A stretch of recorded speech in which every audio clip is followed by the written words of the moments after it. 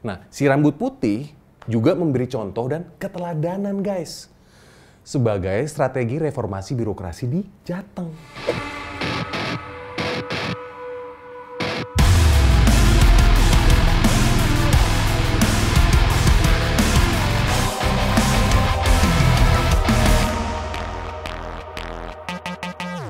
Guys, lo kadang kan pasti males dong dengar berita atau baca nih ya tentang betapa sulitnya nih, bahkan bertele-telenya birokrasi kita. Iya kan? Nah, baru pada waktu di era Jokowi dong, birokrasi kita itu kan berjalan lancar, transparan. Iya dong, lo ngaku deh. Nah, bahkan nih, dulu ada jargon. Kalau bisa dipersulit, kenapa dipermudah? Iya kan? Nah, Gubernur Jateng nih, Mas Ganjar Pranowo, bukan hanya memiliki tagline begitu dan menggulirkannya, gagasannya cuy. Tapi dia juga udah melakukan. Nah, si rambut putih juga memberi contoh dan keteladanan guys. Sebagai strategi reformasi birokrasi di Jateng. Nah, jadi intinya apa yang dia ucapin itu, ya dia kerjakan. Bukan pandai merangkai kata, tapi sedikit kerjanya. Nah, dari contoh dirinya sendiri itulah terbukti si rambut putih mampu guys mengubah paradigma, lalu pola pikir, kerja, dan mentalitas Pemprov Jateng. Nih, gue kasih contoh ya.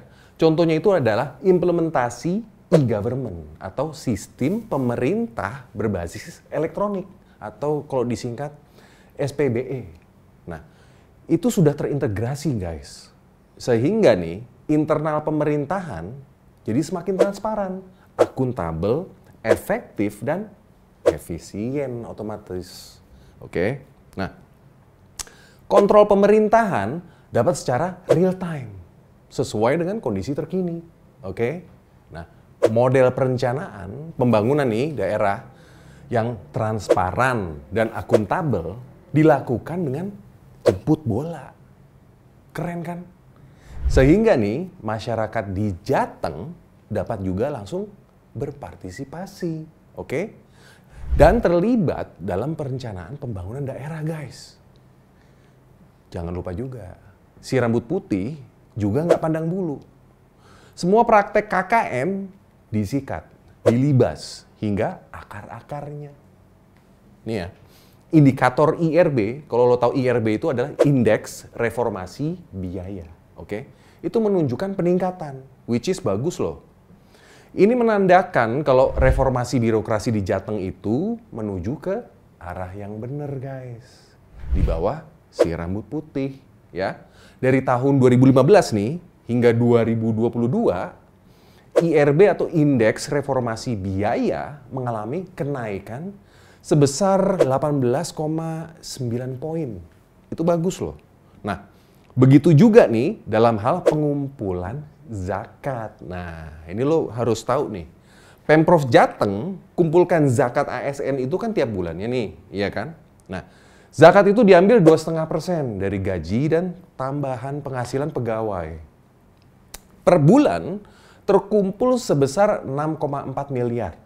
Nah, setahun itu bisa mencapai 82,6 miliar. Nah, zakat ini dikelola oleh Basnas Jateng atau Badan Amil Zakat Nasional. Nah, kegunaannya itu ini untuk apa ya? Yaitu untuk bantuan bencana alam. Lalu program pengentasan kemiskinan. Tuh, perbaikan rumah nih warga miskin. Itu juga dari situ. Bantuan pendidikan dan panti asuhan. Tuh. Terus untuk masjid dan pesantren. Dan nggak lupa pengobatan warga miskin, guys. Dapat juga loh modal usaha tanpa bunga.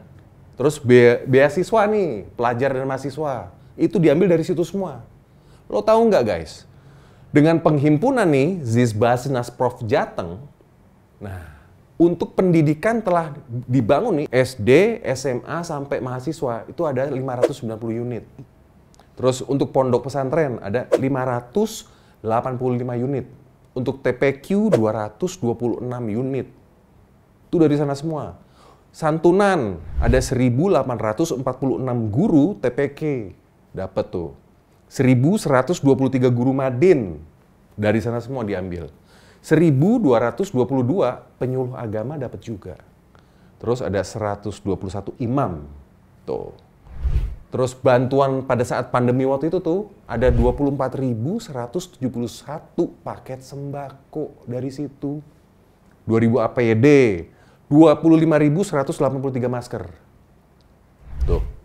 Nah, terus santunan dapat juga terdampak pandemi. Itu ada 193, 474 anak dapat.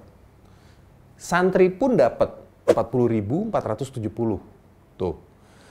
Jadi bisa buat bantu masyarakat dengan cepat dan tepat sasaran, oke? Nah, ini baru yang namanya tindakan nyata dari siapa? Si rambut putih. Makanya kan dari waktu itu kan udah gue bilang kan, tetap sama si rambut putih. Yang paham hati rakyat. Yang tahu loh kebutuhan rakyat. Yang nggak korupsi, yang mau bekerja keras untuk rakyat. Ayo guys, kita gerak cepat untuk Indonesia maju. Jangan lupa loh, share video ini, info ini ke teman-teman kalian dong. Oke? Sampai ketemu lagi di SPG, si paling Ganjar. Ciao!